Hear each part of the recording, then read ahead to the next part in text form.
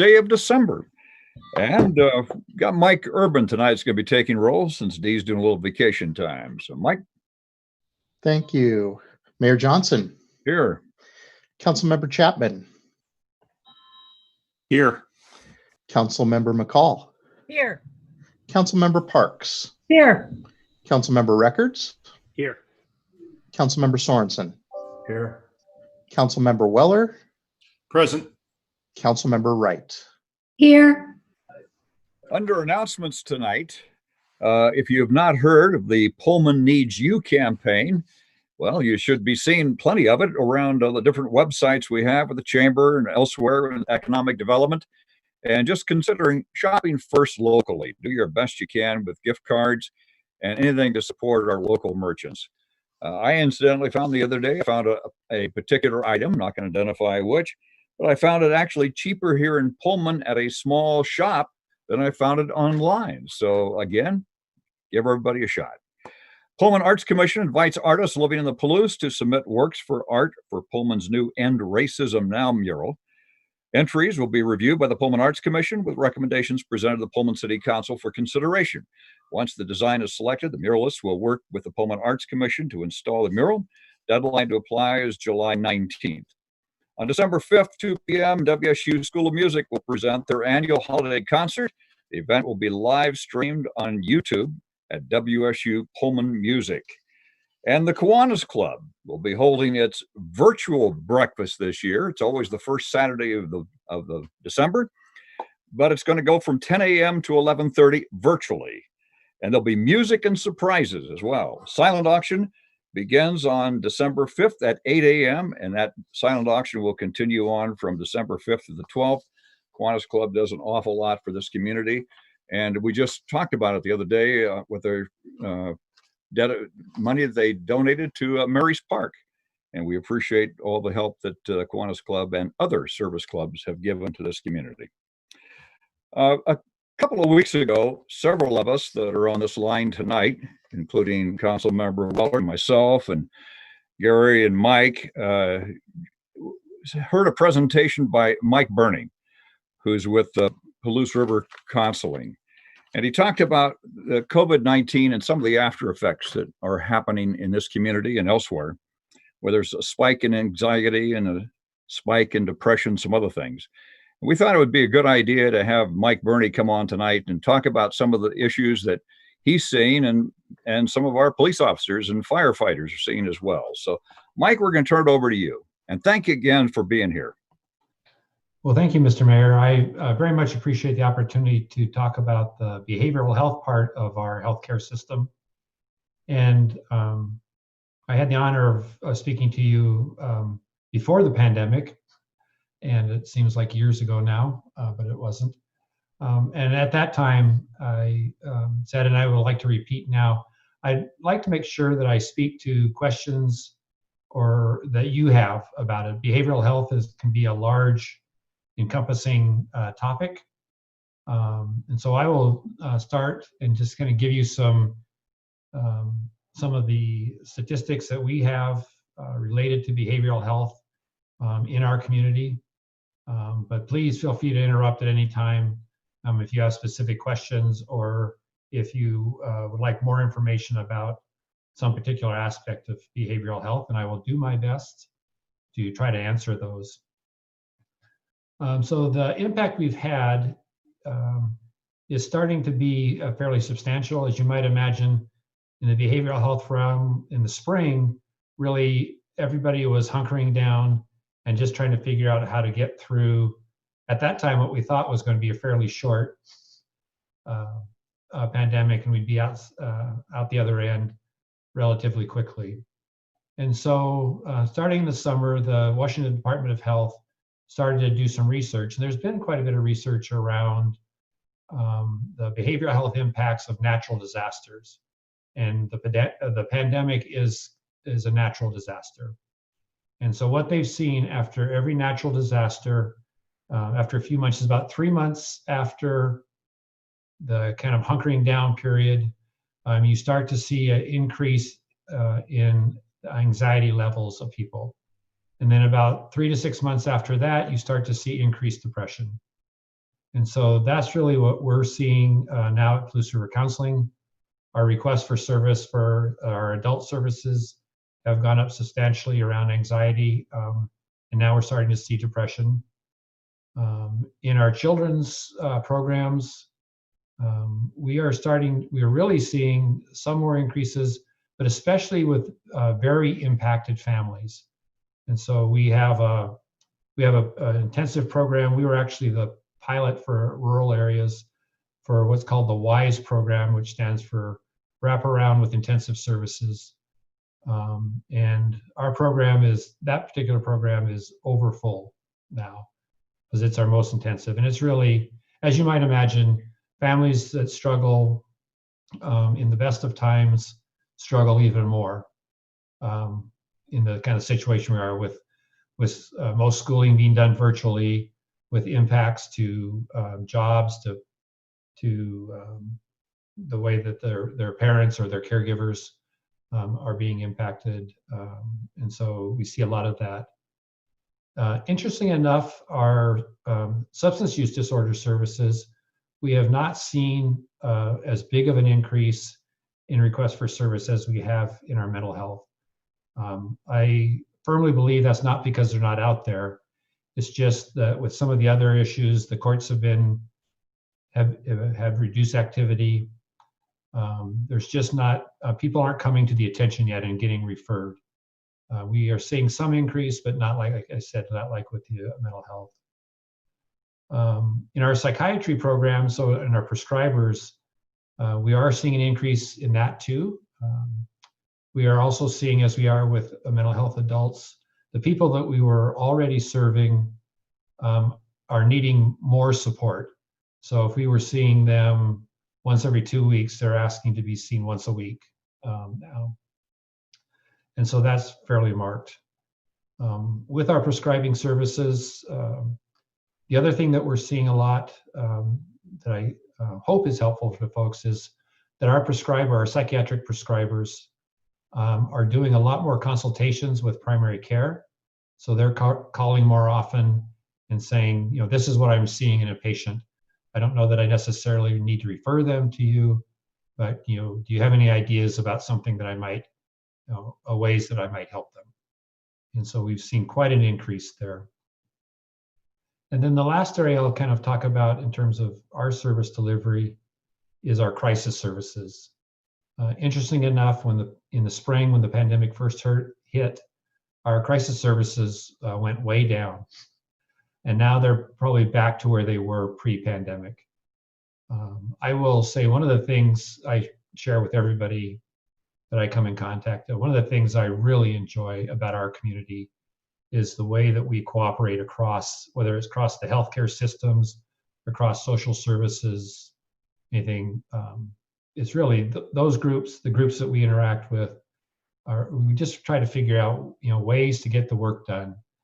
And when we hit crisis services, as you might remember, both Pullman Regional and the hospital in Colfax, they were limiting who they wanted to come into their hospitals, just as a way to help control COVID-19. And so within days, we worked up a system so that we could do some of our crisis services virtually. And that has that's nowhere else in the state have I heard that they were able to do that quickly. And so rather than our crisis staff coming in and perhaps doing face-to-face, we still do some of that. But if that's not necessary, then the nurse holds up a tablet and we talk with the person. And so we're not bringing an extra person into the hospital, and we're also keeping our staff a little bit safer as well. And so I was not surprised by that, but it was really just a confirmation again about how well parts of our healthcare systems work together and how we support each other. In terms of how we provide services, for most of our programs, we do most of the counseling virtually, but we do have people in our community that either don't have access to the technology or don't have stable internet, or for whatever reasons, and there can be some either past trauma kinds of issues or things like that, where the virtual kind of connection just doesn't work. And so we do see those people in our facility, and we just gear up with our personal protective gear and things like that. So we've really tried to set it up in a way that we meet the community's needs, kind of where those are. But really, the vast majority of the work that we do is being done virtually. I think that's probably true, except for the people that are seriously and persistently mentally ill. And those we're still doing. We try to social distance more, but those we're still doing more face-to-face because of the kinds of needs that they have. So I've talked a fair amount. Are there particular questions? I can keep talking, but sure, Councilman Weller. Thank you, Mike. Thank you, Mr. Mayor, for setting this up. Mike, having undergone the crisis training in my undergrad, and then most recently the mental health first aid training, which I know is the city recently adopted for everyone, departments and so on. I know Chief Jenkins, his department has been involved in that many, many years. I'd like to ask how you feel the staffing for crisis and counselors is currently, and what we can do in the community, and particularly in working with our legislators, representatives, and so on, to help you out, because it's my understanding that we have had an increase. I personally believe that substance use has increased from what I've been told, but maybe a little bit more hidden. But anyways, I spoke plenty in that. I just wanted to ask what we can do. I know it's on our legislative priorities. I really appreciate that. And I've been working with our local legislators as well. I had a meeting actually with all three of them a couple of weeks ago in conjunction with Pullman Regional Hospital. And so the part that can probably be that's the most concrete, we do have a shortage of providers statewide in terms of counselors, crisis counselors. We're somewhat fortunate. I should knock on wood. Our crisis staff is pretty well staffed right now, and we share that across folks. But really, one of the things that I tell people and that I really push is support for the Medicaid rates at the state. And I know Representative Schmick is a big proponent of this. I've talked with him quite a bit. But that really helps put money into the system so that we can hire and retain counselors, so we can provide the kind of services that we need to provide. So if I was to point to one thing, I think that would be something that I really emphasize with individuals. And I would agree with you, and I think I said before, I think the use and abuse of substances is going up. It's just not as public. And maybe there's more stigma attached to it for people to be reaching out for support, to be honest as well. Hopefully that answered your query, Councilman? Thank you. So we'll go to Ann Parks. Thank you, Mayor. Thank you, Mike. I appreciate your being here tonight.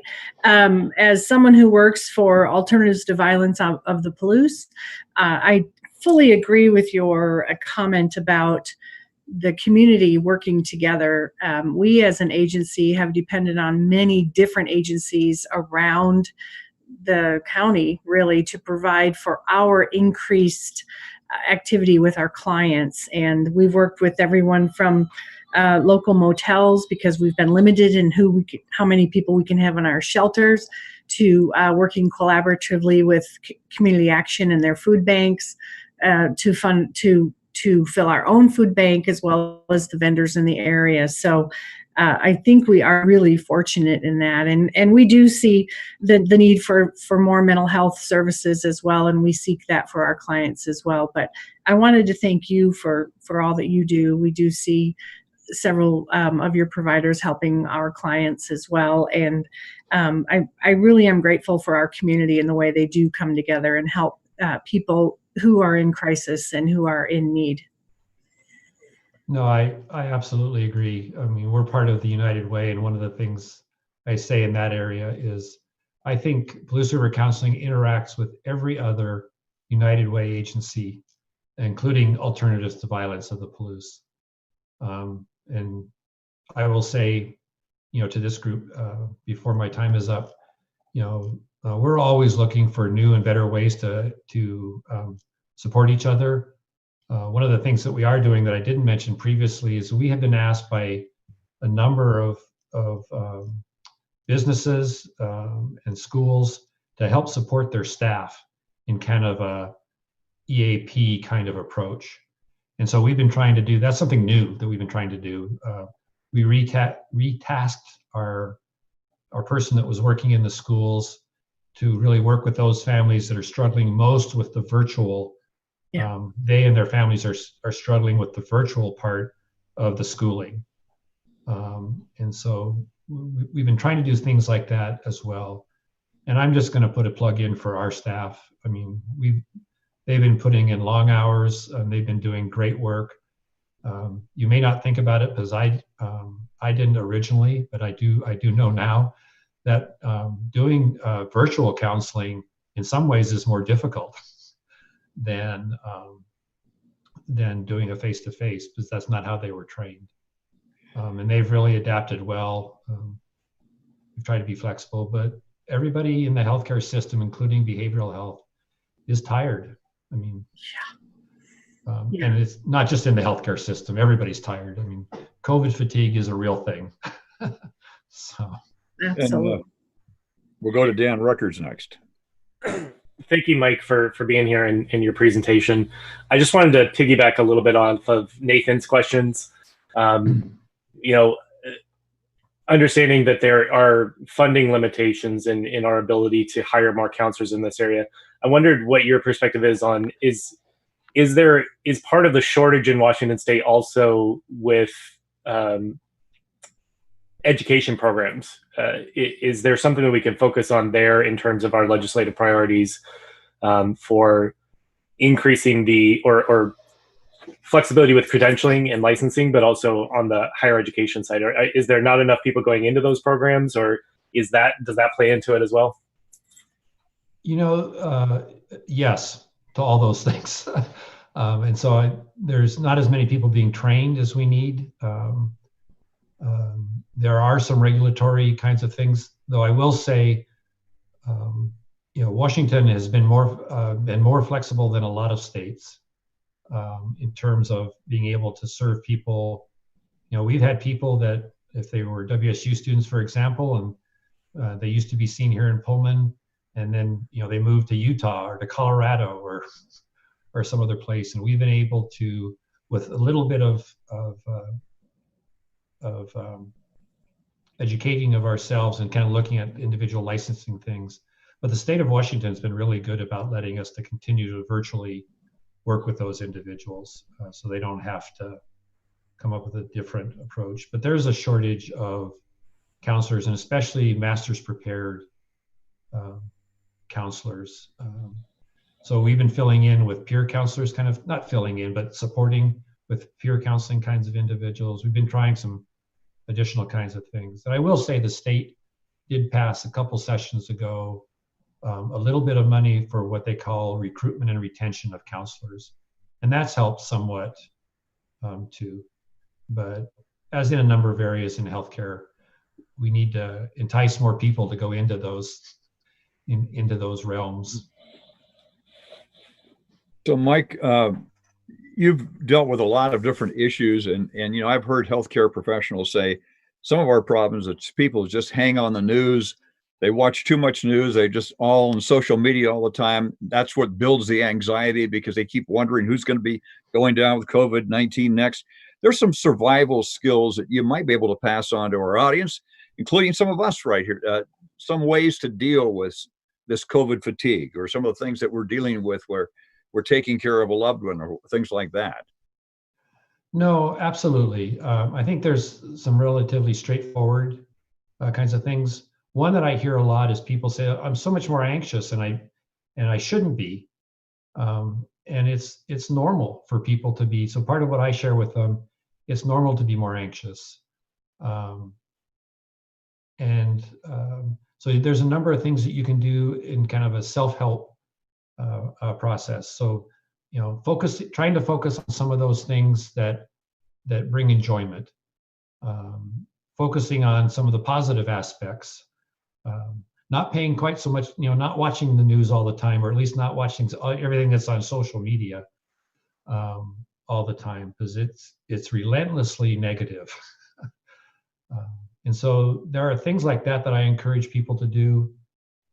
We are part of what's called the Whitman County Suicide Prevention and Resiliency Task Force, and working with neighbors, going out and just properly socially distanced, talking with people, interacting, as much as you can, or doing it virtually.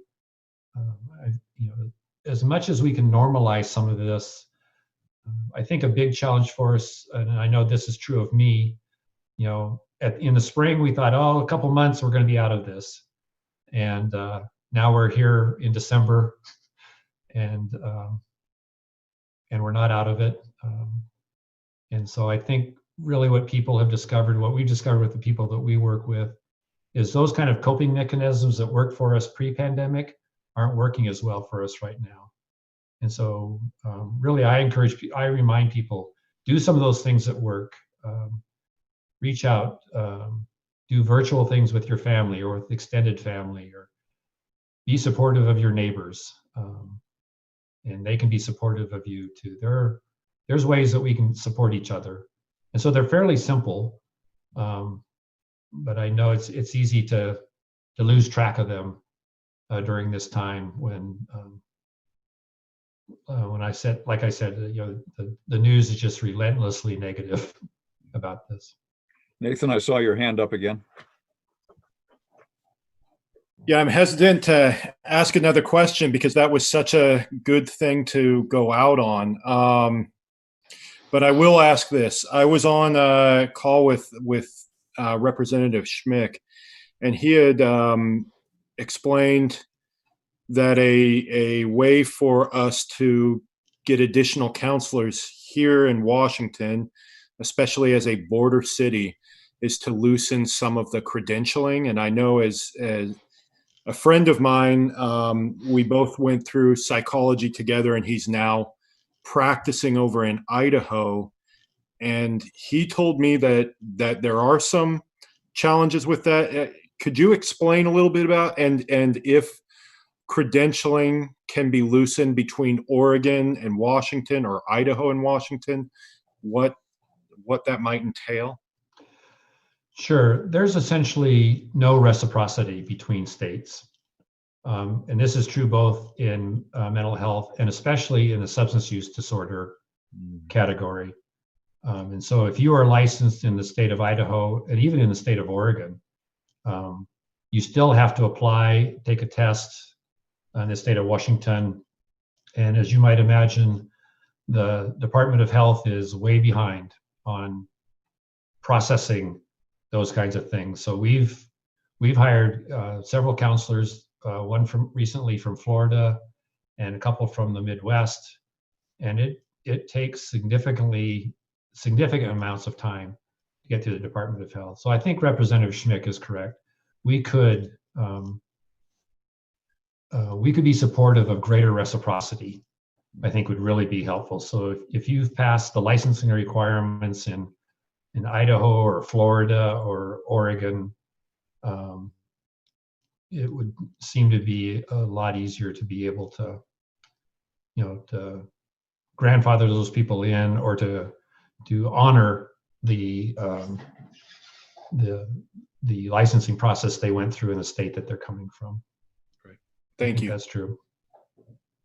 Any other questions? Otherwise, we will call this one. Mike, thank you so much for being here tonight. And just one last thing, easy way to get a hold of you, or if somebody's in crisis mode, you have a crisis line that people can dial in. You might just say that for us so we just have that on our list. Well, thank you for saying that. And actually, again, we've tried to set it up to be easy. Our main line coming in to Palouse River Counseling, so area code 509-334-1133, is answered 24/7. It's answered in the evening when we're closed by master's prepared counselors with an answering service that we have. And if they need, if they can handle it, they do after hours. And if not, they have access to our crisis people. And so really, I think that number is probably the best one to access if you need help locally. And again, just repeat it one more time, Mike. Sure. So the main phone number for Palouse River Counseling is area code 509-334-1133. And again, that's answered 24/7, and you'll have a trained counselor speaking to you. And then if it's a greater crisis, then they will pass that on to our local people to respond to. All right. Thank you again. Really, really appreciate your time. Well, I really appreciate the opportunity to speak with you. Okay. Thank you. Good luck with the rest of your meeting. All right. Well, next on the agenda is a presentation. We have had a couple of conversations here at the council talking about the House Bill 1406 funds, and especially as it deals with Malden and Pine City, at the request of Art Swanik from the Whitman County Commissioners. And I asked Art if he'd be here tonight, and he can explain to the council so we can at least get some action on this. So Art, the floor is yours. Thank you, Mayor Johnson and council. This is a little different meeting with you guys over Zoom versus being in person. So, yeah. As we're all experiencing this year. So the request, just to get into it right off the bat, Malden and Pine City, the fire went through there, destroyed a lot of homes, as you know. There's quite a few people that are low and moderate income that don't have a home and are trying to live there in RVs at the moment. And that's not going to last very long because winter is coming in.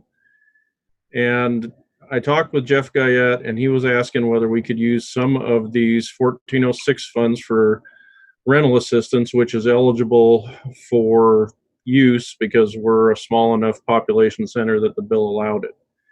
The initial numbers that I'd passed to Glenn were higher than what we're now looking at using, because Jeff informed me today that he's gotten a private grant of some type from a foundation that would support his staffing needs. So the money we need right now, and we're requesting Pullman to concur on using, would be $60,000 for the 2020 year and $40,000 for the 2021 year.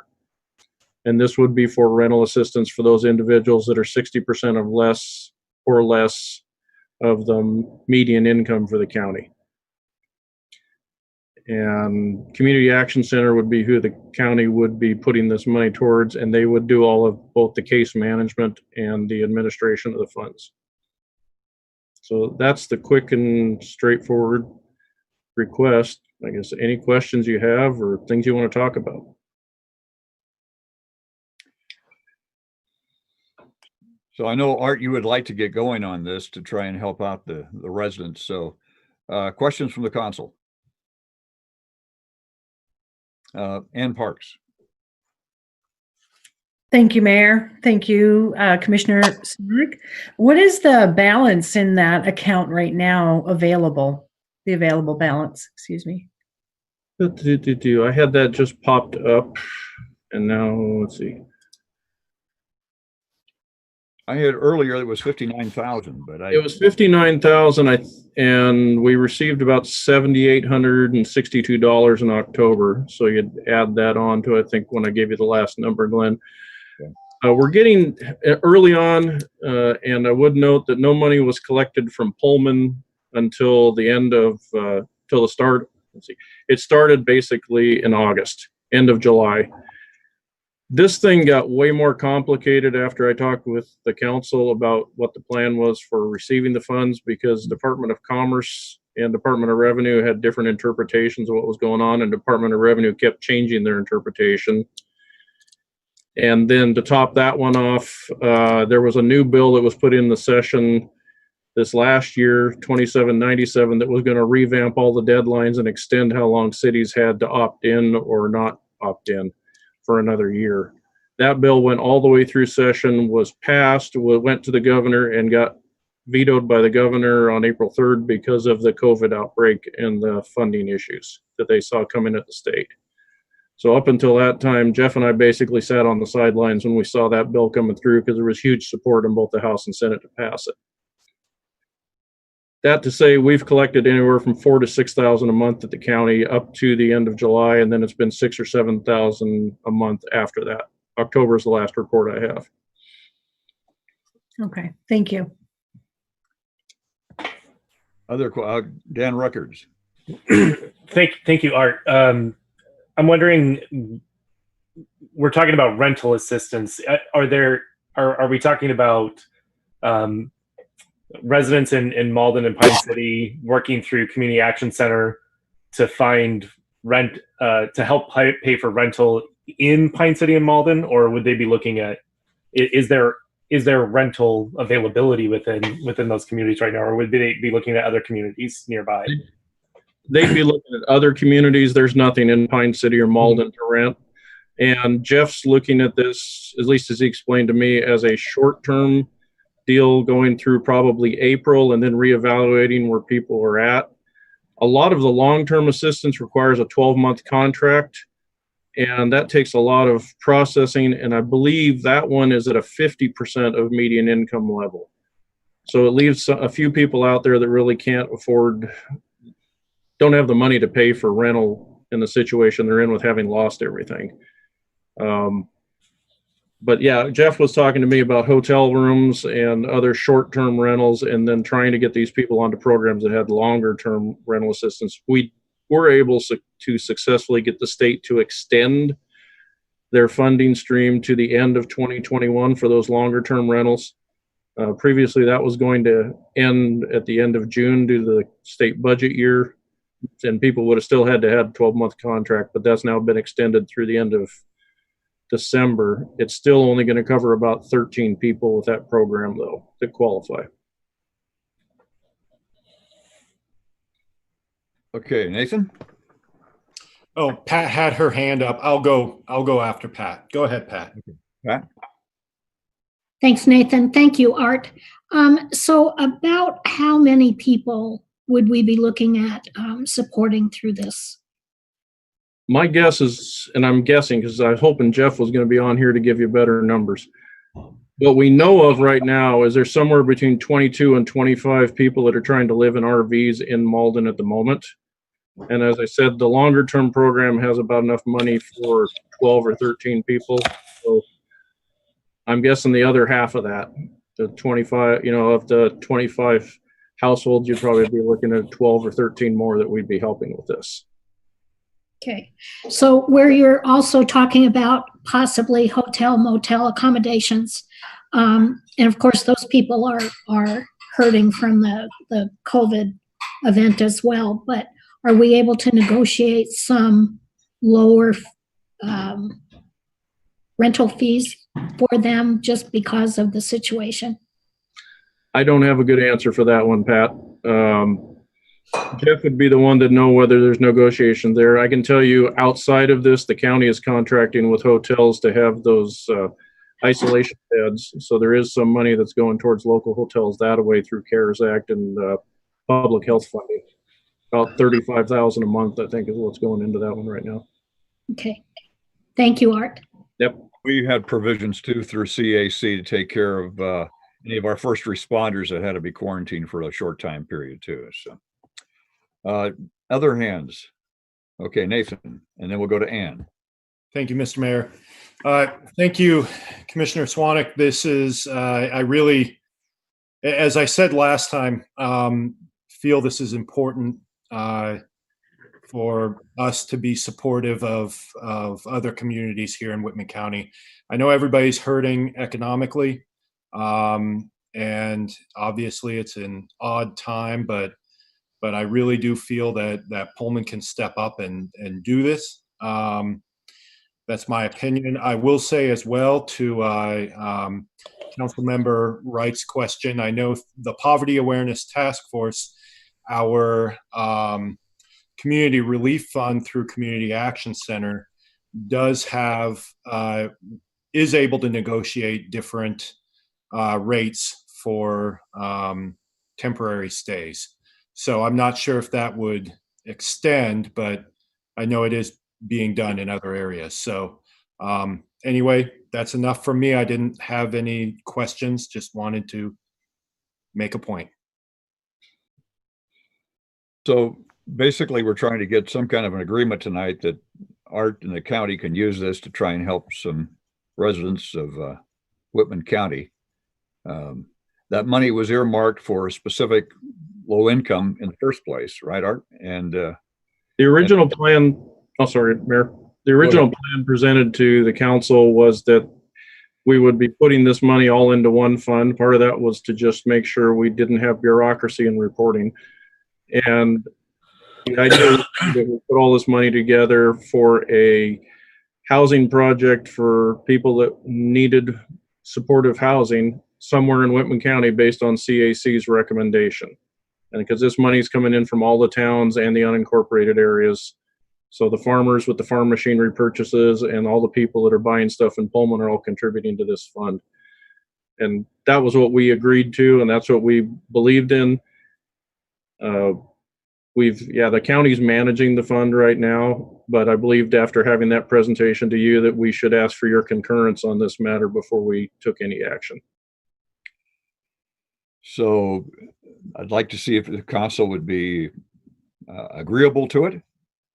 And if so, I see Dan gives me a thumbs up, and Eileen's the same way. Nathan, So, Pat, Mayor, do we need to, or Laura, do we need to make a motion related to this, or what does that look like?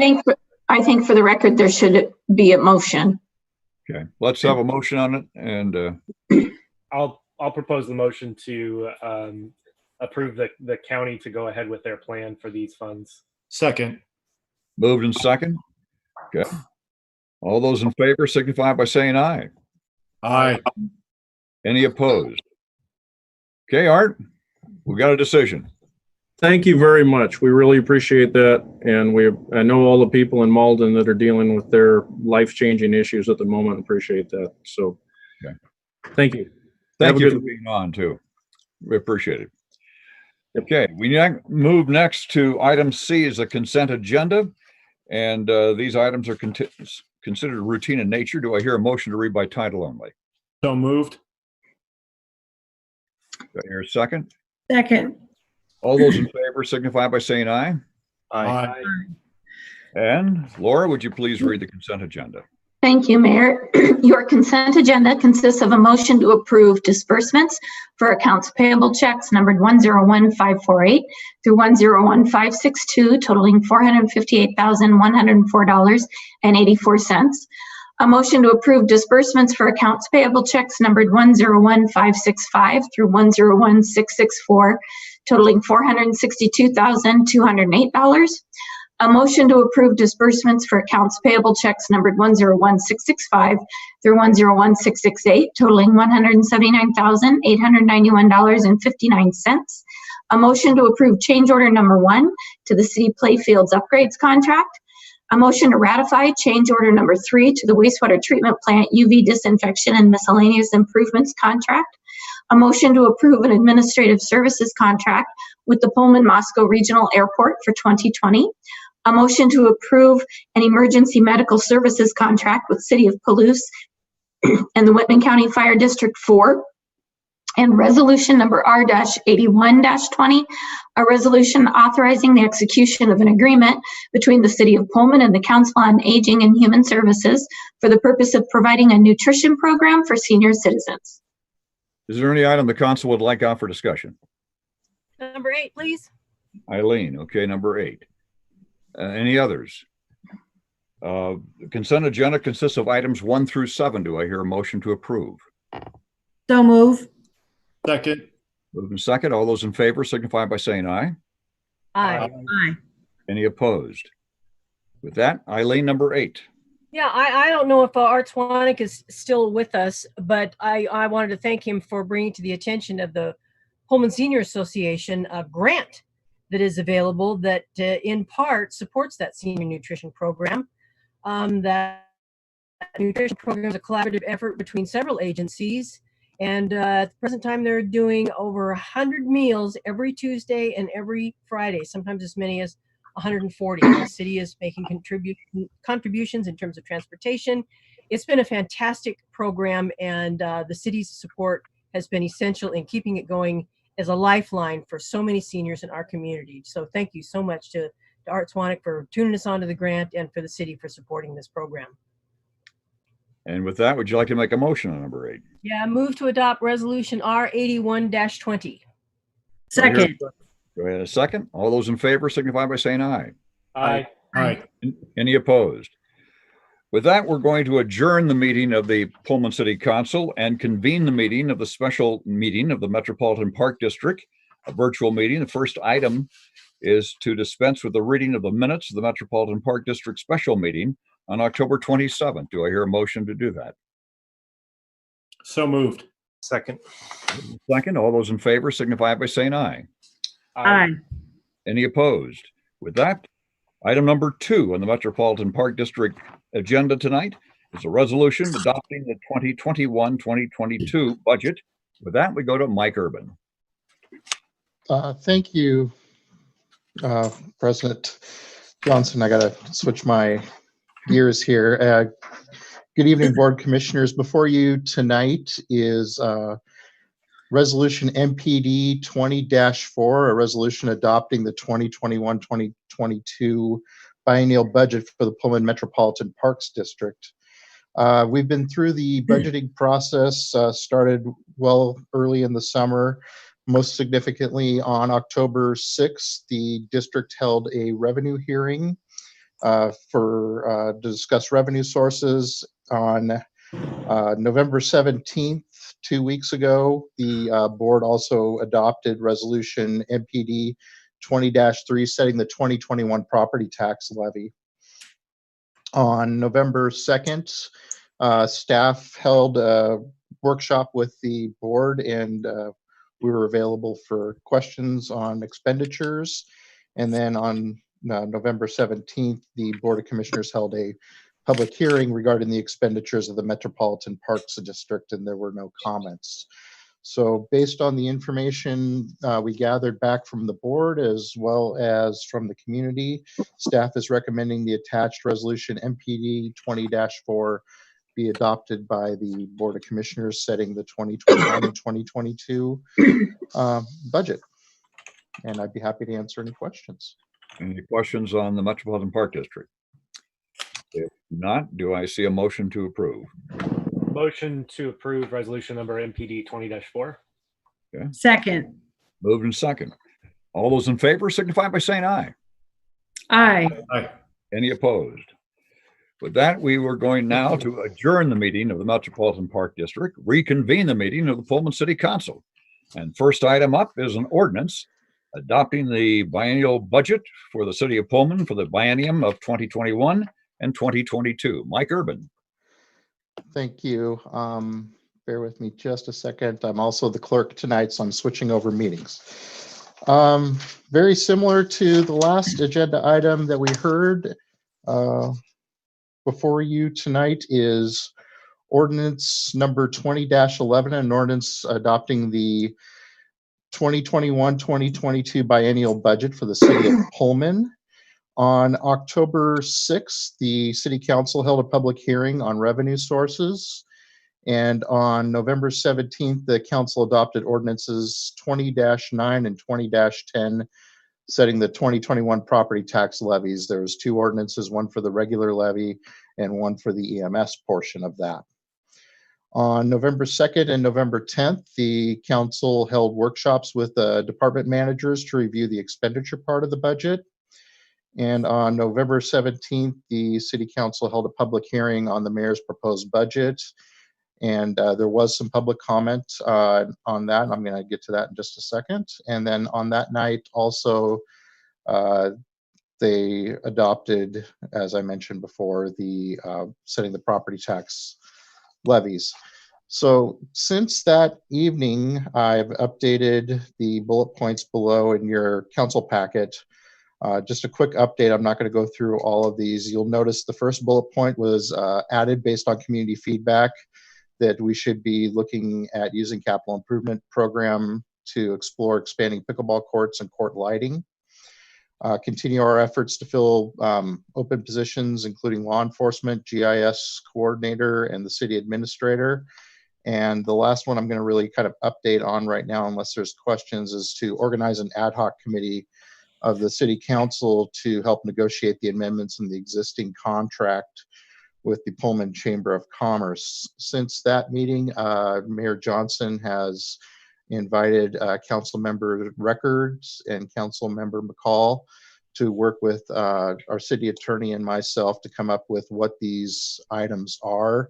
We're hoping to have our first meeting the week after next internally to put things together so we can continue working along that path to have an agenda item back in front of you by January 26th.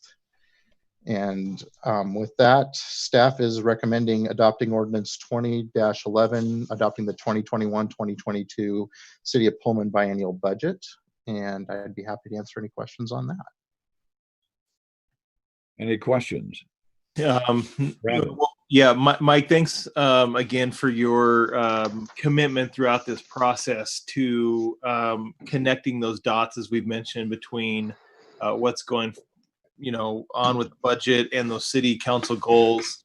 And of course, we've all received the the doodle poll, I guess, to do our council retreat again. I guess virtually, maybe. I'm not sure, but thank you for doing that. And I know you've committed to making that even more robust moving forward, so that we can see exactly what it is that what we've decided was our priority is actually being put in place, and the steps in that process. So I appreciate that greatly.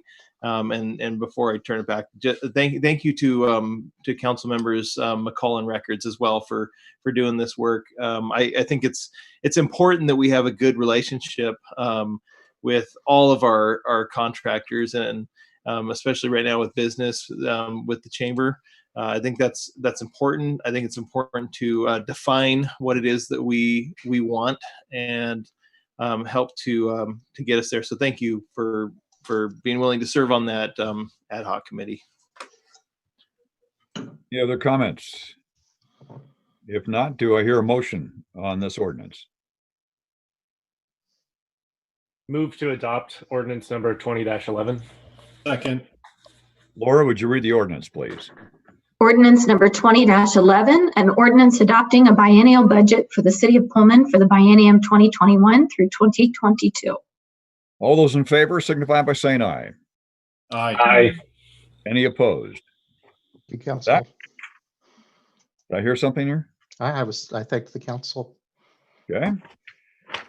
With that, we now move to item number 2. It's a resolution amending fee schedule for the Parks and Recreation programs and facility use. With that, we have our Recreation Superintendent, Kirk Damon. Kirk. Thank you, Mayor, members of council. Annually, the Public Services Department brings before you the upcoming year primary program and facility use and fee schedule for your consideration and approval. At our Parks and Rec Commission meeting on November 18th, the Parks and Rec Commission members endorsed the following addition to the 2021 fee schedule. And as you might expect, there's some pretty minimal changes this year. So working from my memo, or if you're looking at the entire fee schedule, which would be the bottom third of page 2, the only addition that we're looking at making this year is actually bringing back our quarterly membership at the Aquatic Center.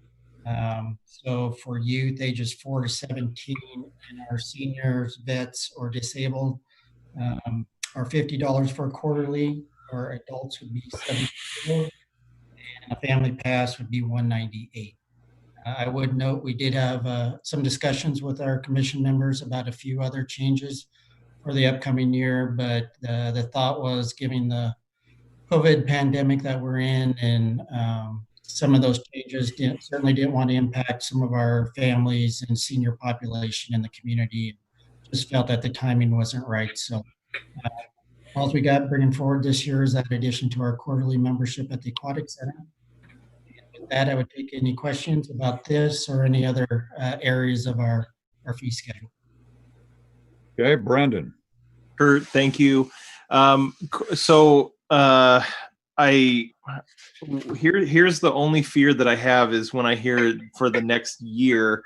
I would like to revisit this, maybe even 6 months down the road, if possible. I think it is wise, especially as we've talked about, tax increases, things like that recently, to not increase user fees right now on these same residents. But I do see things like the RV hookup at $35, and I'd love to be able to revisit that before, maybe next football season. If these things are getting used and they're at a really low rate, I wouldn't want to have that whole period of time pass by, and then we'd have to wait till even the following year to get some additional money for that. So I don't know if we can revisit this maybe 6 months, and maybe look at that again, just so we can see some of those that may be worth updating. I know that the thing we've tossed around lately is examining where we're at, compared to other cities. And I know, like, Mike Urban just sent something talking about just a quick Google search and comparing to other cities where we're at. I'd like to be able to have some time to see, albeit not everybody's in the same situation as we are with football. But I would hate for it to be next January before we updated something and we've had a season that has come and gone, and maybe we can examine those kind of fees before that's too late. So if it's all the same, I'd love to be able to update it or look at it again in 6 months. Well, I think we can bring it back, and if if the commission and then council has that desire, I think we could do it by amendment to the fee schedule, and Laura can weigh in on that. I would note, like you pointed out, the RV fee, we did raise that $5 this last year. So it went from 30 to 35 in 2020. And the other thing I look at too with the football schedule, depending on when next year's schedule comes out, generally it's kind of been in this December, January timeframe. If that's the case, we'll be sold out on all home football weekends by the time this comes around. Yeah. Eileen, I saw your hand up. No, not thank you. I think Kurt covered it. Okay. Any other questions on this? Then do I hear a motion on this resolution? Okay, so moved. Okay, Brandon? Second. Second from Eileen. Laura, would you read the resolution, please? Resolution number R-82-20, a resolution amending a fee schedule for parks and recreation programs and facility use effective January 1, 2021. All those in favor signify by saying aye. Aye. Aye. Any opposed? Okay. You see that item number 3 has been pulled from consideration for tonight. Number 4 is the authorizing the city to apply for an EDA Sprint Challenge grant. And with that, we go to Jennifer Hackman. Thank you, Mayor. Good evening, Council. The item before you is a request for the city to apply for an EDA Sprint Challenge Grant. That's also known as the Scaling Pandemic Resilience Through Innovation and Technology. The memo attached goes through the background overview, budget, and terms and conditions of the proposed application. And then there are a few new pieces that have developed from the time of the memo and definitely from the last time that we had an update. So I'll walk through those with some highlights. And then I do want to mention that Dr. Brian Kraft is on the line with us, part of the meeting with us. And also that Councilmember Nathan Weller and I have been joining Brian's groups, really just looking at the possibility of applying for this grant. And so we've kind of been involved in that since October when this grant was announced. And he'll be here along with myself and also Councilmember Weller to answer questions and listen to your comments. The Sprint Challenge Grant application proposes a partnership with WSU to offer robust programs intended to increase the number of technology-led and other local businesses in Pullman. It responds to areas of weakness that have come to light during the COVID pandemic or exist now because of COVID. The programs that are part of this grant aim to provide resources to strengthen business development. And primarily there are 4 areas having to do with creating a library of training tools with the addition of cybersecurity training that would be broadly available, creating a formal mentor network designed to help those who want to start up businesses connect with mentors who have been there and can help them through the process. Developing a local investment network so that people here in our community can invest in new businesses and drive economic self-sufficiency and job growth in our own region. And also an impact and sustainability study so that we can build on what we create through the program. This is a long-term strategy that seeks both to diversify and also strengthen the local economy for both high-tech and also local service-oriented businesses. When I last provided an update, the group was still developing specific program items. And so since then, the timetable has been established. So if awarded, this project would begin July 1st of 2021 and go for a 2-year term ending June 30th, 2023. Also, I think I mentioned this the last time we talked, but we had hoped that there would be a construction element to this application. And that's because at some point during the development of these resources, we would likely want to host in-person activities, trainings or events or networking activities to encourage more development. And so we still see that possibility. And I would love for that to happen somewhere in the Gateway or close to downtown. However, this particular grant excludes any construction costs. So those were pulled for the purpose of this grant. We do have marketing and promotion funds as part of this grant, however. So the third thing that's changed is that while this grant is really generous in terms of allowing the match to be 100% in kind, it does require a 20% match. So our group determined that the best way to allocate that match would be to split that between the city and WSU. So what we have in here is anticipating 10% of my time and also 10% of Dr. Kraft's time. Think that Dr. Kraft would probably spend his time setting up the mentor aspect of the program, while I would be more in charge of overall review and reporting on the outcomes and the outputs of this program. So this is in-kind salary and fringe benefits, 10% based on a 40-hour work week. And that gets us to a 22% match on the overall program. And so with that, the city would be highly integrated into all of the program activities and have oversight of all of the program activities. And then lastly, and I want to thank Laura McAloon for helping us with this one, since WSU does include a lot of expertise in some of the program areas, namely setting up a local investment network, and also with the training library.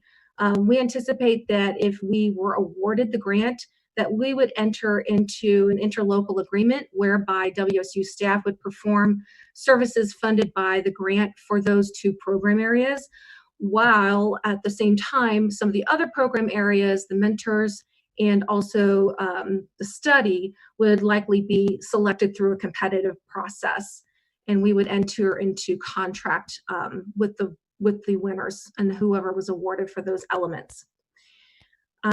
With that, I will listen to any comments, take any questions, and invite Councilmember Weller to say any words following mine, and Dr. Brian Kraft as well. Thank you.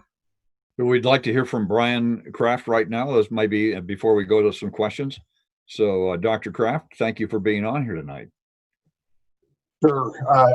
Just for formality's sake, you can just call me Brian.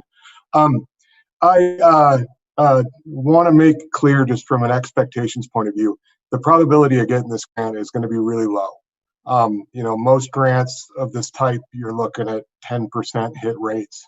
So, I think it's a speculative endeavor. But you carry forward with efforts like this because, going through the process of putting one together, and working as a team to put pen to paper, keeps us active in figuring out where there's synergies. And I think that activity in and of itself has a lot of value. So I'd like to do more of this kind of work with the city going forward, but I do want to sort of set expectations, right? The probability of us getting these things, is really fairly low. This one in particular was an interesting one, and one of the reasons why I pushed on moving it forward. Most economic development grants of this type require 1-to-1 or 2-to-1 matches, and they also rank order how much match is in cash.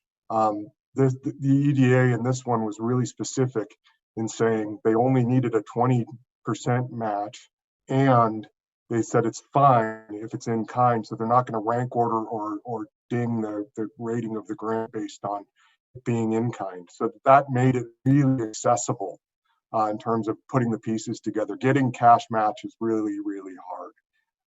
So it was a great opportunity to work more closely with Councilman Weller and Jennifer, I appreciate hearing feedback and thoughts on how this might work for the city. Okay. With that, we'll go to Nathan Weller next. Thank you, Mr. Mayor. Thank you, Jennifer and Brian. Yeah, I have to just echo what both of them said. You've heard enough of me saying investment in the future. I just wanted to add to what they were saying. Southeast Washington Economic Development Association also gave a letter of support for us pursuing this. So I'd like to extend my appreciation to Dawn getting that in as well. Very much appreciated. So anyways, that's enough. I've said plenty about this. So any other comments from the council? Mayor. Yes, Dan. I just want to say thank you to Brian and Jennifer on working on this. Regardless of whether or not we're awarded this grant, I think this is something that is worth pursuing, these types of projects in collaboration with WSU in the future. This is just a great idea, and I think I'm fully supportive of it. Any other comments? Al Sorensen. I've got a few questions and concerns about this. I'm a little concerned about the grant itself. I understand that it's a partnership, but it's one entity that takes over this grant and applies for this grant. WSU was going to do it to start with, and then found out they had someone else from WSU applying for it, so they couldn't do it. So they came to the city and asked us to do it. And I keep seeing that the port is involved with this, but I don't see anybody from the port here this evening, or any representation from the port. Anyway, I've just got a few questions. In reading things and reading the application, there's a comment made, Jennifer, talking about the staff believes that this would greatly benefit the city of Pullman. How so?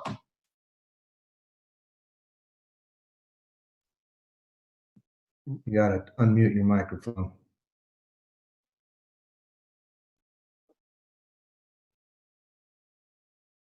You're still muted. You're still muted, Jennifer. Oh, sorry. Thanks. It's aimed at helping to grow and encourage new business startups, coming out of WSU and also coming from. So the goal is really to grow that next large, help to grow that next large company, and to help diversify the local economy. So we create a incubator of such to create new business, but I was reading in the application that it appeared to me that some of the money could not be used for new startups. Did I miss something, or did I read it incorrectly? The money cannot be used directly to fund businesses directly. Okay, so what is the money going to be used on? So, for example, one of the program areas is to develop a local investment network, and that would be seeking to pull together a group of people who can invest in local businesses. So putting investors and connecting them to people who want to grow businesses, start businesses, whether they're high tech or whether they're coming from the local community. Sometimes called angel investors. I've seen that before. Brian, you had your hand up just a little bit earlier. Yes, please. I wanted to just touch one thing in Al's comments. The port was involved originally because in the original thinking, we were looking at infrastructure type investments, but when we found out that we could not do that, the port kind of faded out of the project. So, they naturally fell out as we developed out the work plan. I wanted to touch one other thing that Jennifer mentioned about programmatic activity. The other thing that we're doing under this is this mentor network. I do a lot of support for technology startups out of the university, and that's a really critical element when you're doing technology development. It's very precarious. There are lots of mistakes that you can make early on. The more seasoned or experienced people who've gone through that process you can access, the better. And, I've already done the groundwork of starting to assemble some of that based on WSU alumni who've gone into companies of this type. So, we've got all these pieces in place, and we can extend that mentor network outside of Pullman, but it would benefit us locally here. So I think that there is a lot of benefit. So when you say that it's going to benefit us locally, what does that mean? I don't know what that means.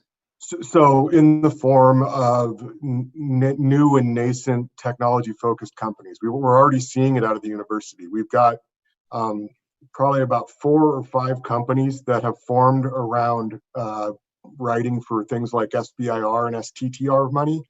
So, they're bringing millions of dollars of federal money into this community by grant writing. And with employees, or how are they bringing that money into the community other than their own pockets?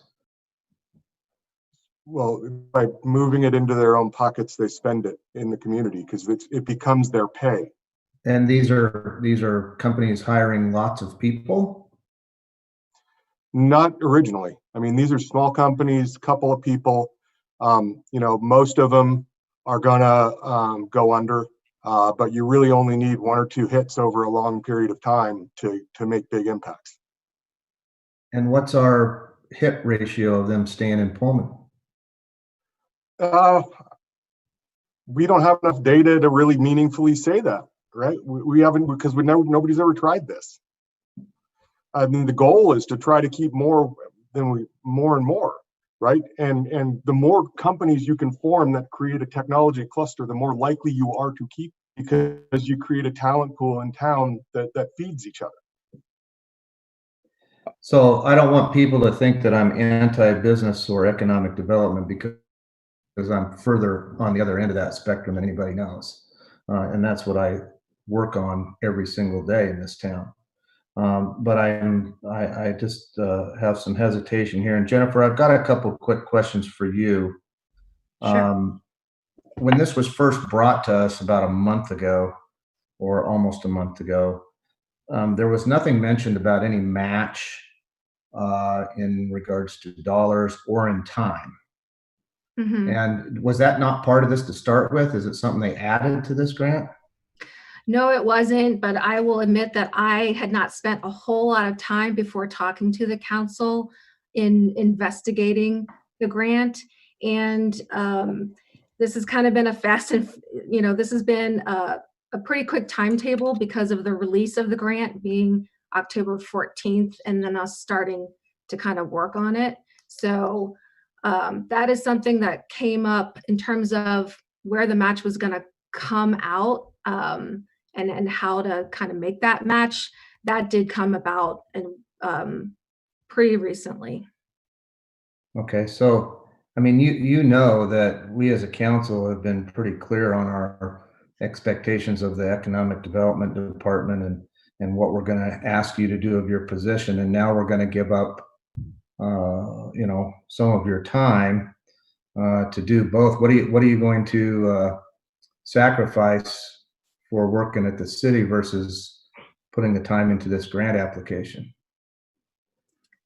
Into the application itself? Well, I mean, if we were to be awarded the grant, you're going to spend 10% of your time working on this grant for Right. 2 years.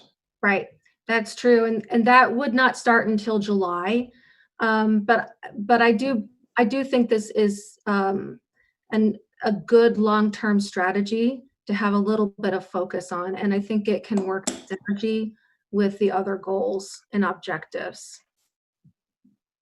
You hope that you have some good tech firms starting, and that over time you have one start to grow or two start to grow, and they need space and they start hiring employees, and those employees go out to eat, and it's one of the ways to grow in the long term. Like I said, it's a pretty long-term strategy, and again, it would start in July and go for 2 years. Thank you. Okay, we'll go to Eileen next, and we'll go to. Yeah, just a couple of things I'm curious about. So the port is 100% out of this, because they want out of this grant. Okay. This grant. Yeah. Okay, and so at some point, we're not going to find ourselves obligated to provide physical space. That's going to. No, but I would say, and Brian, maybe you can talk to this too, the port is interested in future partnerships with regard to space. And again, just out of curiosity, was this grant sort of something that was already in the works, or did this spring up out of the COVID crisis? This is using CARES funding and sprang up out of the COVID crisis. Okay. Brian, anything you want to add? There has been a long-term discussion between the port and WSU around infrastructure. There isn't really a solid plan at this point. They're looking very seriously at doing something in and around the old steam plant, but there aren't solidified plans at this point. So it's still discussion phase. And you know, I would, if we were to go down that road, that's certainly something we would want to be talking to this group about, to make sure that it meshed well with the city's plans. And again, that's kind of part of the point of trying to engage in some of these grantsmanship efforts, because it creates a concrete activity where we can start to articulate a shared vision. Okay, back to Nathan. Thank you, Mr. Mayor. I just wanted to address real quick some of the potential that this, you know, identifies that this is a part of. Brian came to us to look at how we can collaborate, and you know, this cosmic crisp apple shows just a little bit of the research and the potential economic advantage it is to be working collaboratively with WSU. I feel that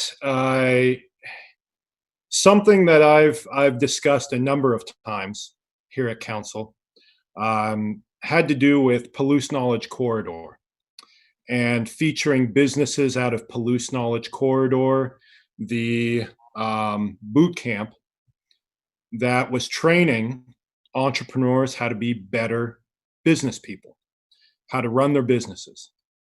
Brian Kraft had been a part of that, has been a part of that for years, I think a decade. And one of the major barriers of operation and of businesses staying in Pullman or continuing operating is a lack of angel investment, is a lack of funding or a mechanism to keep those businesses here. And another is a lack of mentors that can assist those businesses continuing to operate. So I want to make sure people understand that these are issues that we've looked at for a number of years in the entrepreneur community. And we've discussed it, and this is an opportunity, in my opinion, to overcome some of those barriers to businesses staying right here in Pullman.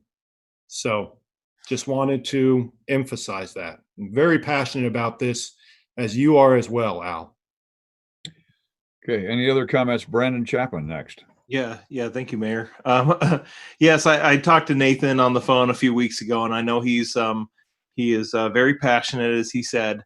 I understand the reservations with not knowing fully what this might look like in Pullman. The one thing I know about Brian Kraft is he's going to do the best he can to make this work. And while we may not know what it entirely will look like in Pullman, it's not necessarily an unknown with universities and things like tech clusters. I mean, Stanford was very instrumental in Silicon Valley. My brother lives in what they call the Silicon Slopes, and certainly regulation is different in Utah than it is here. But these tech clusters happen, and you know, in Seattle, Microsoft was instrumental in tech clusters there. People that wanted to be part of that value chain. I think this presents some amazing opportunity, and something that we would, I think it would benefit us to pursue. This to me is economic development, and yes, there could be an immediate boost based on what people spend if they come and they want to be part of that value chain. Certainly the workforce that Brian talked about could be there. But long term, I mean, I think it's beneficial because it is 100%. This is a town gown collaboration, and it's one that is, you know, it maybe not in Pullman, but I think it has shown to be successful in other areas. And I granted, I understand the hesitation, but I also think the upside on this is tremendous. Okay, and parks. Thank you, Mayor. Yeah, thanks, Brandon. I agree. And let's not forget that we already have a pretty good infrastructure in place with companies such as SEL and Digilant and several others, most of whom, the owners still live here in Pullman, and they contribute a lot to our economy and our community. They're family members, and they have families, and so this is not something that we're just trying to start from scratch. We've already created this environment, and we're seeking to grow it and use the resources that are here already, with some help with grant dollars, to continue to grow it, which will then in turn grow our other businesses, our retail and our restaurants and things like that. So it is a cumulative effect that will take time, but this is a strength of ours, and I think it is wise to build upon it with the help of grant dollars. Okay, any other comments? If not, do I hear a motion on this to authorize the city to apply for the EDA Sprint Challenge Grant? So move. Second. Move in second. All those in favor signify by saying aye. Aye. Any opposed? Okay. One opposed. Okay. Brian, again, thank you for being on here tonight, and we appreciate your collaboration with the city. So thank you. Thank you, Mayor Johnson. We'll look forward to some more updates on this as we go along. So thank you. Item number 5 is a discussion of the City of Pullman legislative priorities for 2021. And just talking to Mike Burney tonight, I think he came up with several other priorities as well. So Mike, I'm going to turn this over to Mike Urban. We're going to turn it over to you right now. Okay. Thank you, Mayor, and good evening again, Council. So a lot of this agenda item looks very similar to what I've presented in the past. So I just want to kind of zero you in on what's going on tonight, and then the new items that we've added. So this is the full discussion of the group on any of the documents that we previously presented, as well as going over some of these bullet points that I gleaned from watching the last meeting over again and trying to paraphrase the best I could in the capacity I had here, so to garner this further discussion. So the next meeting is the last one scheduled for the year, and that's December 15th. And part of that meeting is we will be meeting with our 9th District delegation, Senator Schessler and Representatives Schmick and Dye, and trying to get these legislative priorities ahead of meeting with them was the goal of this. And as you can see by the 6 bullet points, I really tried to capture what everybody had to say. And since I've produced this item, I wanted to let the council and the public know that I did get some feedback from Councilmember McCall, who put together a very thoughtful email and tried to get everything kind of looped into one document.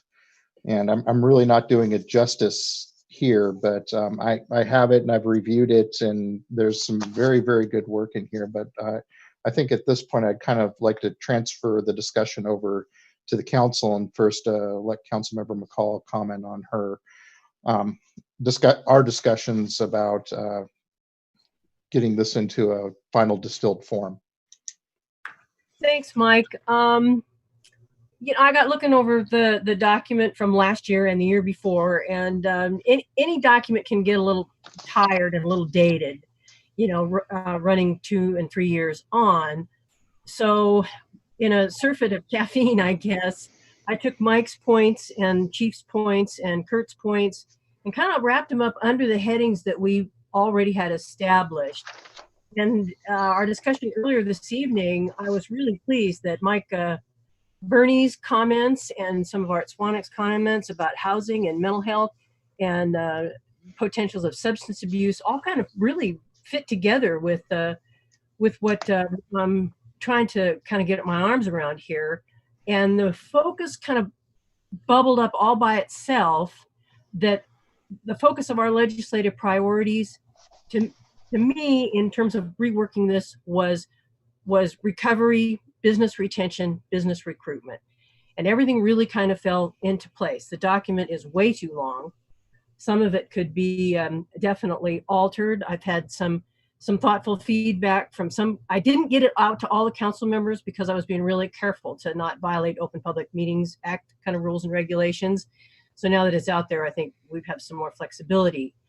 But I'm really pleased with the way our earlier discussion fits into this document, and we can present this as an updated version, or the COVID version, if you will, of our legislative priorities. And it deserves further refinement. Some of the items may not be a priority right now, like maybe the wastewater treatment item, just to tidy up the document a little bit. So there's some things that maybe can be dropped off of here. There is a refocus on mental health, echoing a lot of what Mike said. I've really kind of kept my ear to the ground over the last couple of weeks here and tried to bring the elements of our discussions into this, between business recovery, between our current situation with potential substance abuse and funding and tax distribution on those sort of things. So I'm hoping you sort of give it a chance, and I'm certainly more than willing to hear feedback on it. And I mean, we can talk about it as a draft. We can even present it to our legislators as a draft, and still provide further refinement following some of their comments as well. So I don't really know what the next step is here.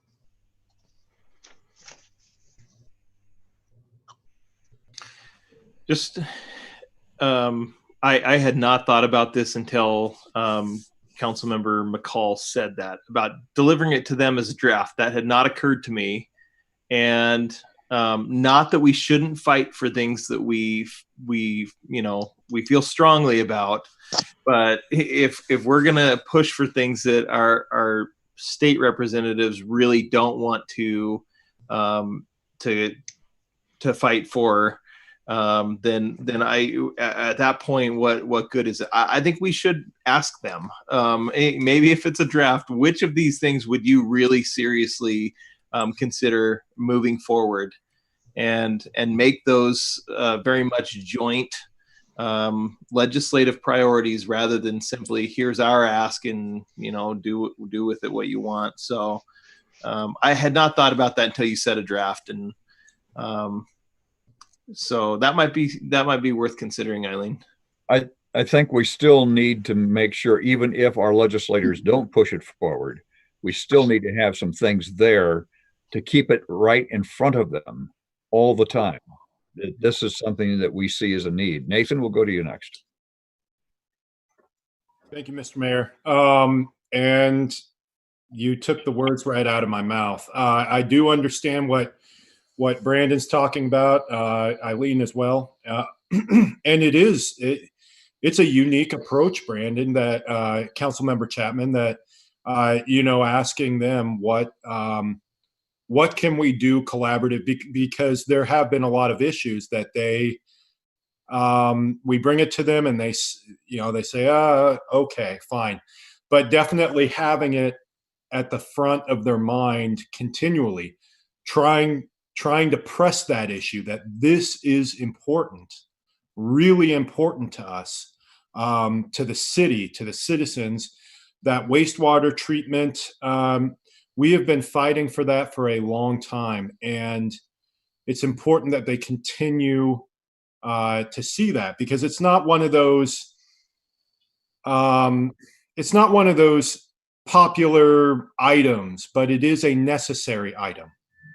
And so I agree, Brandon. I think the only thing I would add to the legislative, and I forgot to mention this to Mike, is a discussion on what we were looking at earlier tonight with Mike, Bernie, is substance use, also under the mental health. So that's my comment. Thank you. Other comments?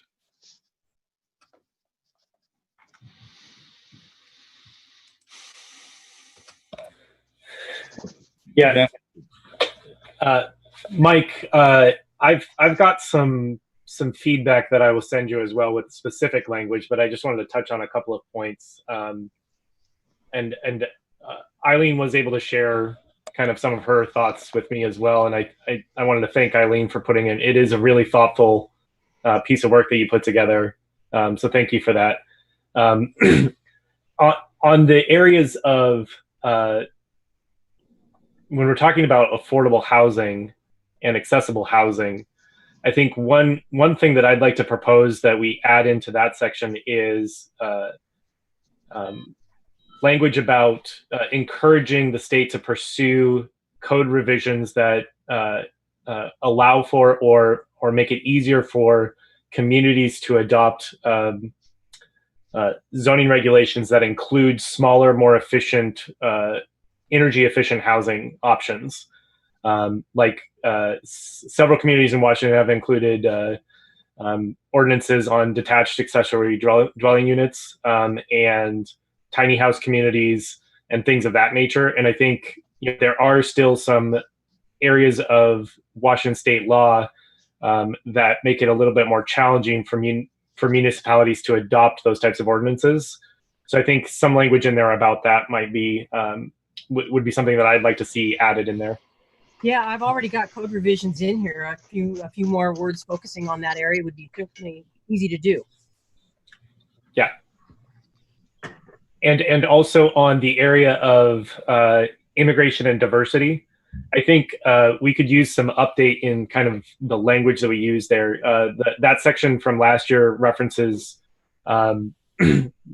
that we hope that the legislature agrees that diversity is a keystone and attribute that makes Washington state a great place to live. I think we should update that to more consistent language with what a lot of cities and a lot of major corporations now include the term equity in there, to talk about diversity, equity, and inclusion as principles, and to ensure that those principles are represented in the work of state and local government. And that it's not just about recognizing the value of those things, but actually taking action on those principles. Yeah, I like it. Yeah. Any other comments? That's it for me. Thank you, Dan. So since we're not going to have a council meeting next week, and we've got the numbers that we have already on the list, and you talked about a possible draft form for the legislators. Mike Urban, are you comfortable with what we have? I got to tell you, there's a lot of language I could use some guidance on, and I don't know if that's something that I'm going to be getting offline or in this. As far as a draft concept, I got to tell you, that kind of caused me pause, and I, like Councilmember Chapman, I started thinking about that if I can encapsulate a lot of what's already been done and, get some rough cleanup and present that to the group on the 15th, there's certainly time to refine it further and adopt it to get in front of the delegation before the session starts on the 11th. Mm-hmm. But that needs to be done in quick order as well. So I guess I'd like Words Council sit on that. And if that is the route they want to go, is there going to be, I don't want to have a illegal meeting where I'm trying to get all this information back to me from 7 different folks ahead of next week. So I want to, how would you like me to proceed?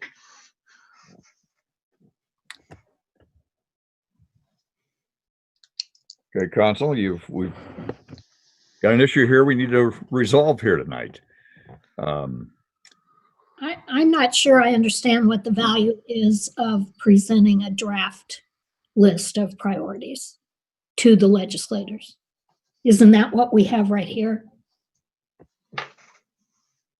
For what a Basically. draft for our purposes. Yeah. I agree, Pat. I think that the one of the purposes of creating a legislative priorities document is to solidify from the city's perspective what our legislative priorities are. And some of the work, I think Brandon's suggestion and kind of that idea, that got me thinking a little bit about that too, because I hadn't thought about that before. But I think that's more of the work of how we talk with our legislators about our priorities and how we kind of work with them to develop kind of a working plan and a strategy going forward. And that's the work that I see that happens kind of when we have our meetings with them and when we're discussing these topics with them. Those are the types of points where we have those conversations. And I feel like that's kind of how we do things normally already. So I don't know if I see necessarily the utility of providing them with a draft before we finalize our priorities, because I feel like our legislative priorities document is about what the city's needs are and what the city's priorities are, and whether or not that becomes the priorities of our state legislators is going to depend on their looking at all of the communities within their districts and all of their constituents and coming up with their own kind of path to their priorities. And that's just one small element of it. So I don't necessarily think we should be presenting them with a draft and then finalizing it later. But that's just my perspective.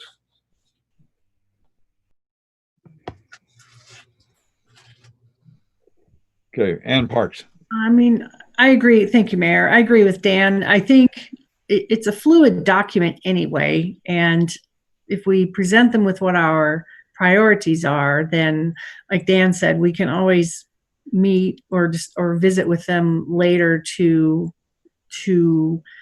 expound upon each point or put forth more information that we want them to know about. So I understand the approach of a draft, but I also want to make sure that it's presented as a serious document that is a firm representation of what we feel we want our priorities for our city to be. Well, there are a lot of things on the list, and we need to narrow it down, obviously. And that's one of the big keys, and also to keep it to one page. So I saw a hand from Nathan, then we'll go to Brandon. Okay. Thank you, Mr. Mayor. Well, maybe I'm thinking about something different regarding the draft. I agree with Councilmember Parks, Wright, and Records regarding this, but I'd like to hear a little bit more from Eileen. Maybe I'm seeing it in a different way, since it was brought up, and Eileen has put a lot of work and discussed it with some of us. Eileen, can you expand a little further on the draft idea? Well, I think we've run a little too far with the draft idea. It was just the notion that to give us maybe a little more elbow room in terms of time in refining the document. That's really what the draft concept was all about. It was not really about, I thought Brandon's take was interesting on it, that we would hammer it out with the legislatures, but that's a completely different concept. I was just thinking of elbow room in terms of time to write the document, seeing how everybody's calendars are so compressed this year because of all of those things. The document is not one page. It's more than one page now, the one that we're working off of, the 2020 document. So I don't know if that's still a priority, because the one that was presented to me, it was certainly more than one page. And but like I say, my lens on it was economic recovery. And all these things that are on this list have value in my mind in terms of economic recovery. Public Works Trust Fund. We have got to be able to access that money to build the infrastructure to attract those businesses that the Sprint grant might bring to us. The substance abuse, mental health abuse, supporting our police officers as they deal with mental health issues in the community. That's all in Gary's document, and I took that out of there. So to me, it's just a kind of massaging of what we've already been working on, but in terms of our current situation of COVID, economic recovery, and business development. Yeah. Thanks, Eileen. I guess that's that's you mentioned the length of it, and I guess that's where the thought came to me regarding the draft. Because Anna's right, we want to give them a serious document. My worry is that if it's as long as it is and it has this many priorities in it, if you have that many priorities, are any of them really priorities? And so I wonder if our legislators will see it as serious, or are we picking from every single area that we can find and saying this is a priority? Because if it is, fine, but I have a different definition of priority, I guess, than others. I mean, the priority is something we're really going to dedicate ourselves, time, talent, money, all of that to. And, for me, yes, obviously things dealing with COVID and economic recovery, there absolutely are aspects of mental health, for example, that are COVID related. We're seeing this. There are any number of those things. So maybe it was Eileen that used the word massage this a little bit. And I don't think it has to be one page. I mean, AWC comes with their list of priorities, and usually that's not one page. They have some cool little graphics and things like that. So a lot of it's just the visual design of it, but it's very easy to see what their priorities are. And they are fewer than we usually present, and they do it in themes, and it's it's quite easy to follow. And that I guess was my worry, is it going to be seen as serious if our priorities list is so many that some would take it not as priorities? Well, tonight it'd be a great time if we could take a look at the list that you have in front of you and come to some kind of common agreement. So before Mike and the rest of us are trying to figure out exactly what the council thinks. Pat, I saw your hand up. I just wanted to say I like Eileen's process in putting this together in terms of the 3 different buckets. And perhaps that's how we can delineate them. What were they? 3 R's, I know. Recovery, recruitment, and retention in whatever order we choose. So, I mean, any one of these can go into, those different buckets. I think it just really it makes it a more workable document. It has an end to it. It has a direction to it. And I like that idea of categorizing things that way. And some of the things may lap over from one area to the other. So that may be where we might be able to combine some of these as well. Just a thought. Okay. Other thoughts? Yeah, Nathan. Thank you. Yeah, I agree with Pat and Eileen. I like that. I think it would make the document pop, and definitely, it's always really the same organization. And Eileen mentioned this, year after year after year, and Brandon as well. And so I agree. I think it would make it pop if that's possible with you, Mike. I know it. I see your wheels kind of turning over the video. So, but I do agree with Pat and Eileen. It would renew the document almost. Again, Mike, I haven't heard any kind of priorities. I've heard the themes, and people like the themes that we've heard tonight that Eileen came up with. And it includes some of the things that were talked about by Mike Burney and others. Is there a way that we can, I mean, in the past, our legislative priority has been one piece of paper, let's put it that way, that actually were two-sided in order to take care of all our items. But we kept the things in front of the legislators. So can we just work off those themes and then come up with that and then say this is still a document that's under review? Brandon, did you have your hand up? Or are you just stretching? Sorry. No. Okay. Just want to make sure everybody got covered on that. Yeah, sorry. Go back to Mike Urban. Sure. My goal through this whole thing, and especially as the 15th is creeping up on us, is to make sure that I can help the council put Pullman in the best light possible when we have a captive audience of our delegation. And having a document in their hand on that day, I've kind of, ever since the draft discussion, I've kind of started to rethink all of it. Again, something we talk about here on staff is fighting words for me is, well, that's the way we've always done it. So here I am starting to do the way we've always done it. And that's where Nathan saw my wheels turning a little bit. So hearing the themes of recovery, retention, recruitment, looking at it through a different lens now of the work that's been provided by the department heads and culled and aggregated by Councilmember McCall's, got me looking at this a little bit of a different way. So if I'm being asked to take these items and come up with a, one-page, single piece of paper item before the 15th, I think I can do that.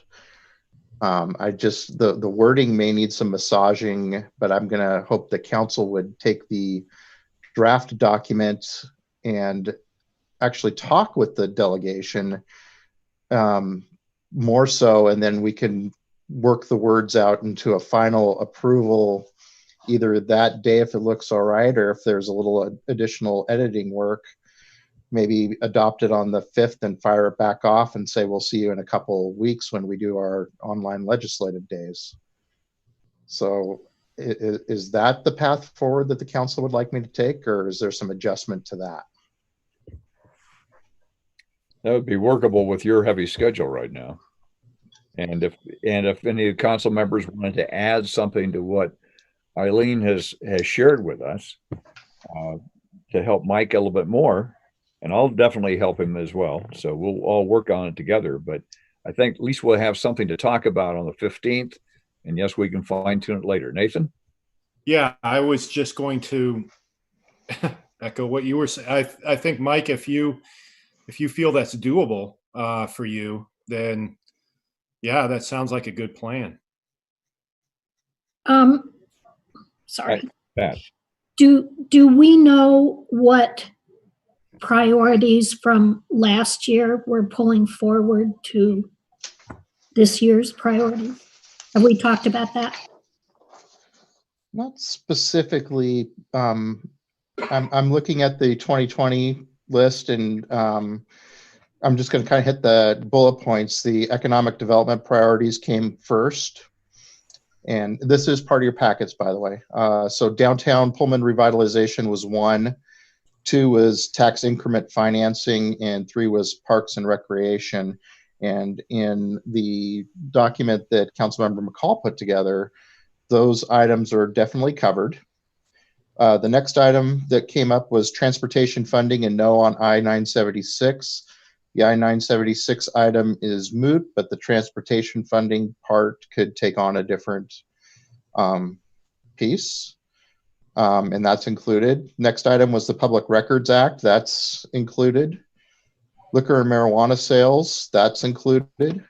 Marijuana research, I'm going to tell you, I got to look back at this. I don't remember that one being in there per se. That was one Nathan brought up in terms of try to fund that. That was a 2020. And I do not see it delineated in here. No. Eileen, did I get that wrong? That was one that you had in terms of with law enforcement. We could have a way of measuring people who might be under the influence of marijuana or those kinds of substances that the regular DUI equipment doesn't work with. Yeah, thank you, Mr. Mayor. Yeah, I really do think, Mike, that is essential moving forward, especially as more states legalize or decriminalize. If Washington, and especially I would say Pullman, is at the forefront of that marijuana research, and I know they're already doing quite a bit right now up at WSU, I think that's important to keep out there. So thank you for mentioning that, Mr. Mayor.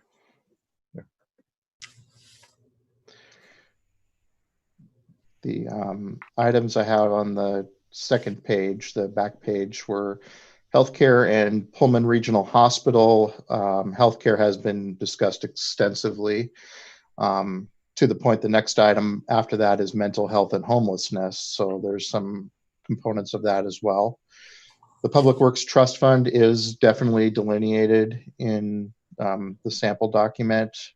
Transportation safety projects. I know there's transportation funding in here. Nope, it's in there. It's in there, page 3 before the police part. Wastewater treatment, that's in there. Alternative energy requirements is not. Yes, it is. It is? I'm sorry. Is it? Oh, yep, there it is. I had my paper turned sideways right after fire. And immigration and diversity is in there, and the fire service items look a little, no, they're the same.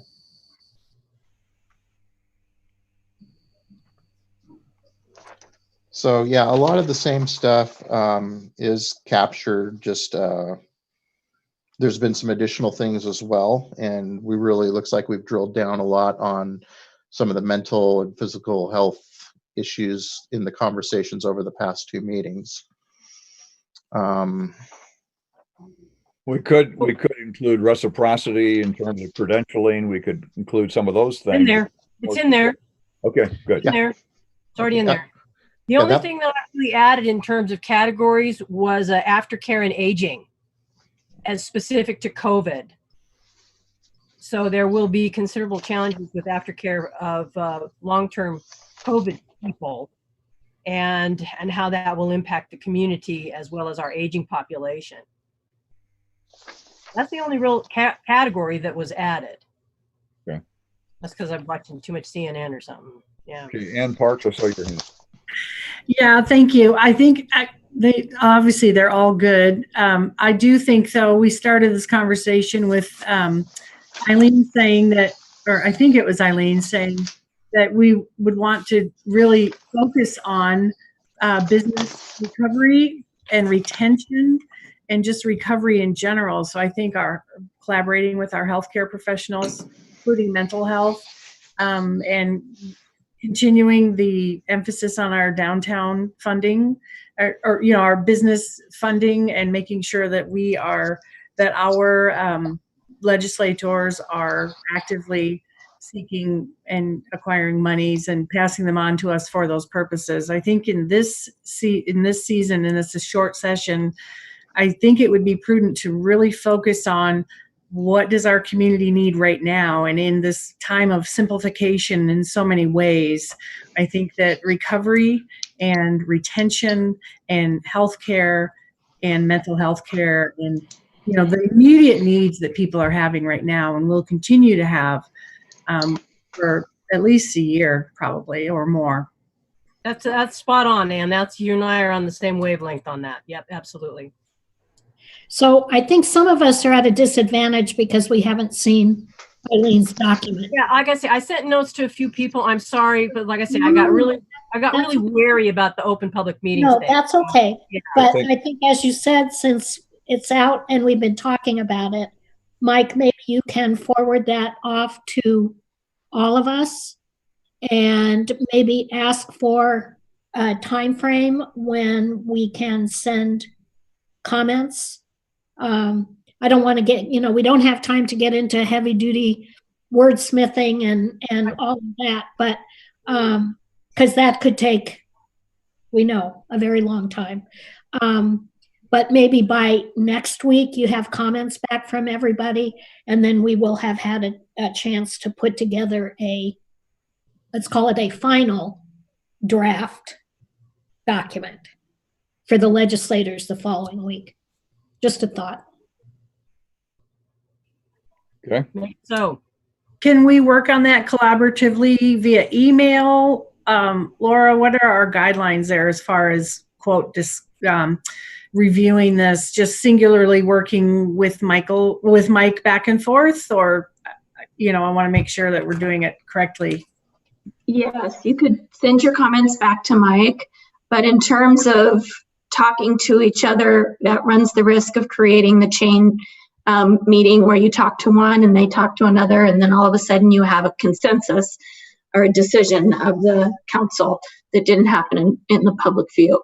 So if you would send your comments back to Mike, and then he can put those together and redistribute it for further comments and finalization. Thank you. Okay. Do not reply to all, right? Yes, okay. Very much so. In fact, I'll send 7 separate emails okay. just to be clear. Just want to make sure everybody knows that. Okay. And I'll forward that along tonight before I walk out the door. Okay, thank you, Mike. All right. With that, we now come to new business, and we have one individual who wants to come on the line tonight. His name is Colin Anderson, talking about free roaming domestic cats. And I believe you're there right now, Colin. And again, you have 3 minutes for this new business. Okay. Okay, great. Floor is yours. So good evening. Thank you for allowing me to speak tonight. My name is Colin Anderson. I live at 635 Southeast Jackson Street, and I am here to comment on Pullman's codes and policies regarding free roaming domestic cats. So the City of Pullman's code and apparent policies regarding these cats, I believe is inadequate and threatens cat welfare, local wildlife, and resident health. I believe the issue of free roaming domestic cats should be addressed by the council and city code modified to reflect the threats posed by these animals. At present, the City of Pullman has a lax attitude towards these free roaming domestic cats. Throughout Title IX of Pullman City Code, which deals with animals, cats are provided exceptions to rules regarding control of domestic animals. Essentially, cats can wander free throughout the city and appear generally to be exempt from impoundment. And cats really should not be granted those freedoms. Free roaming cats are far more likely to contract diseases and be injured or killed by other animals. So you can think of coyotes, humans, by vehicle strikes, or weather. I mean, we've got harsh winters here in Pullman. So letting cats roam freely jeopardizes the cat's health itself, and in my view, it constitutes animal cruelty. Free roaming cats also threaten native wildlife populations through predation and spread of zoonotic diseases. So cats kill multiple billions, and that's billions with a B, birds and small mammals each year in just the United States. And actually, cats actively hunting at my bird feeders is what spurred me to come make these comments tonight. So free roaming cats also are more prone to contracting and spreading diseases that harm and kill wildlife. So for the sake of wildlife, which the city code also has rules to protect, cats should not be allowed to roam freely.